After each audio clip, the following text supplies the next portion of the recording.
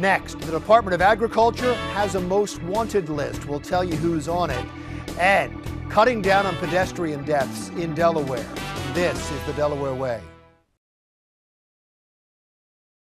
Welcome to the Delaware Way. I'm Larry Menti. The future and the health of the Delaware economy is paramount to the sitting government and to the citizens of Delaware. Here to talk more about that is Acting Director Cerron Cade from DEDO, the Delaware Economic Development Office. You are the acting director, recently became the acting director. Do you want the job?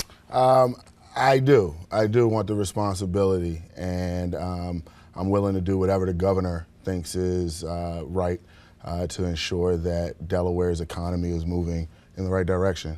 If that means me stepping in as full-time director, I will do that.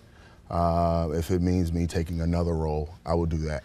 So I look forward to it. And in many ways, what you're doing right now, I would imagine, would be an audition for the job. But you step in at a time when some things are in flux. Yes, absolutely. Look, Delaware's economy is going through a transition right now, and Delaware, as a state, we have to stay ahead of the curve. Be under no illusions. We are in a full-time competition with states in our region, around the country, and entities around the globe for great paying jobs. And so we have to change along with this economy to ensure that we're doing the best and the most that we possibly can to attract great paying jobs, to nurture a strong and productive workforce for those jobs and those employers who are coming here. Now, I would think as you looked, let's say, surrounding states, and every time I talk to somebody that's in your position, they say the first thing you have to look at is surrounding states, because you can't compete with the South and you can't compete with the West. If somebody wants to go to the West, they're going to go to the West. If somebody wants to go to the South, they go to the South. But New Jersey, Pennsylvania, Maryland, you are in competition. I would think your position right now, because of the tax structure and because of the courts, is positive. So when you say some things have to change, what has to change? If we were completely going about this from a perspective of incentives, we would lose every time. Just because Delaware does not have the resources to pour millions of dollars into these packages and offers for companies the way that other states can do. So we have to figure out, one, what we do best. We know what we do best. What we do best is we've got a great environment, like you said, for job growth, and we have to make sure that we're doing everything that we can to strengthen those things that we do well. We do have a very friendly tax environment, and we have to ensure that we're able to balance the budget while still remaining competitive in that space.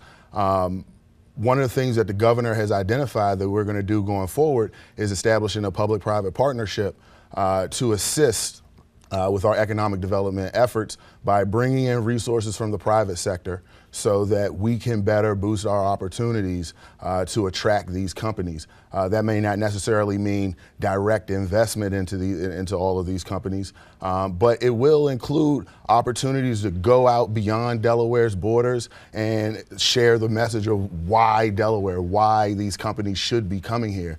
And I think that's very important.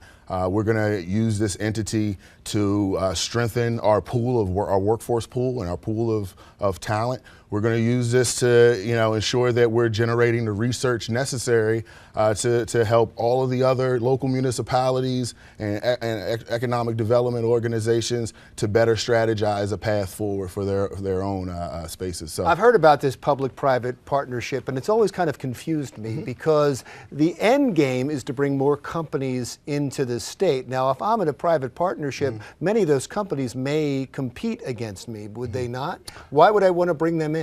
Well, I don't necessarily think that this is a competition. We're all in this together as Delawareans. The companies who are here are in this together along with the state. We have to create this environment that's conducive for companies to want to be here. We've been able to show a Team Delaware strategy going forward with DuPont, with the Business Roundtable.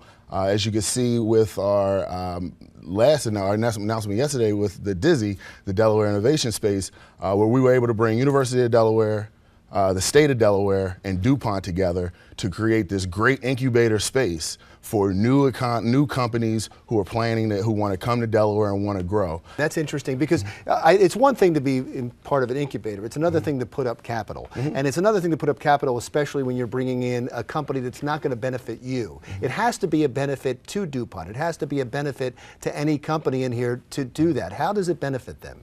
They're going to be, depending on a lot of these companies, some of these companies may end up being suppliers of theirs.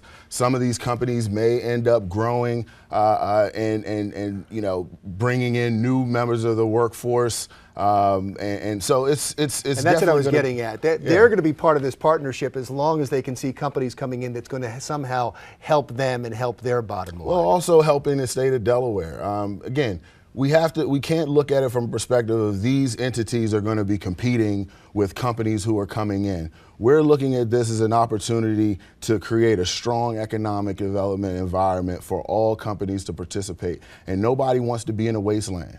People want to be in a place where they know that they can grow, and it's been proven that they're going to be able to grow.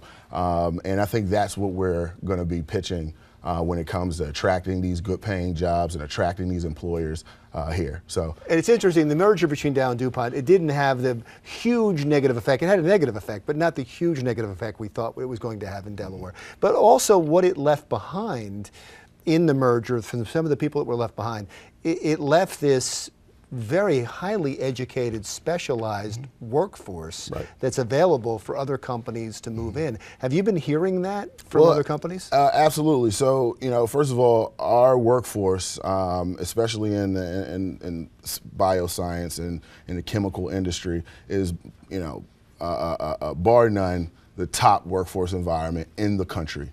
And so, organizations like Stride, which have been put together, come together, or former DuPont employees and scientists have shown that they're going to be able to play a part in this new economy. They're going to be able to come in, and when companies are looking to come to Delaware, they're going to say, wow, they've got a workforce that I can depend on. They've got organizations made of DuPont, former DuPont scientists that I can call on for contract work or other assistance. This is the place where I want to be. Again, nobody wants to be in a wasteland.